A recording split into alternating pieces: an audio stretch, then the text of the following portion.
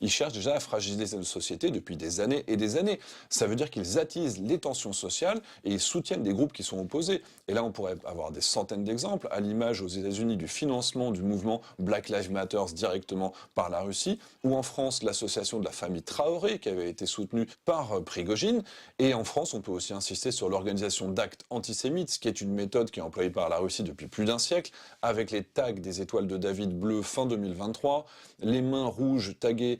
sur les murs des justes du mémorial de la Shoah en mai 2024, la menace à peine voilée lors des Jeux Olympiques avec un rappel sur les attentats des Jeux Olympiques de Munich, et encore le mois dernier avec la peinture verte sur le mémorial de l'Holocauste, avec à chaque fois des liens avérés avec le FSB.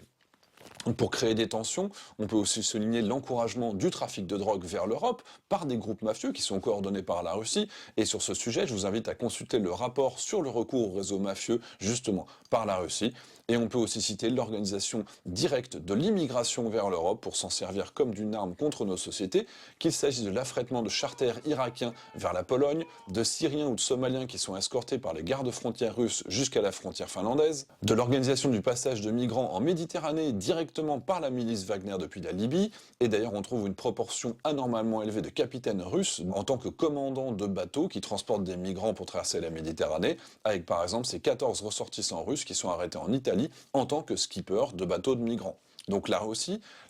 manipule directement l'opinion publique sur ces thèmes afin d'inciter au départ des ressortissants de ces pays d'Afrique dans lesquels ils ont réussi à installer du gouvernement putschiste, et ils ont même fait modifier les lois locales pour faciliter l'émigration vers l'Europe, par exemple au Niger. Donc l'objectif ici, il est simple, la Russie cherche à accroître l'immigration, et vous avez ensuite des rapports du ministère des Armées ou de Viginum qui décrivent des campagnes d'ingérence russe qui ont pour objectif d'aboutir à des clivages identitaire. C'est-à-dire que tout cela doit affaiblir nos pays tout en permettant à des partis politiques plus favorables à la Russie d'accéder au pouvoir.